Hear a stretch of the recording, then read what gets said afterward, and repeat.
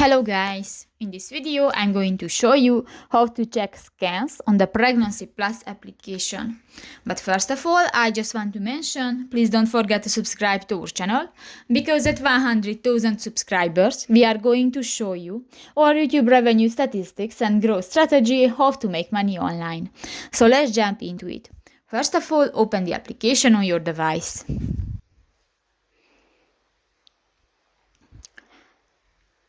New, click to the baby icon next to the Today button at the lower side on the screen and click to the Scans option.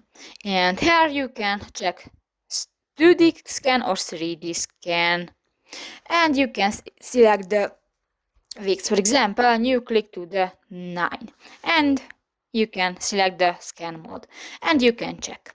So that's pretty much it for this video, guys. See you in the next one. Bye bye.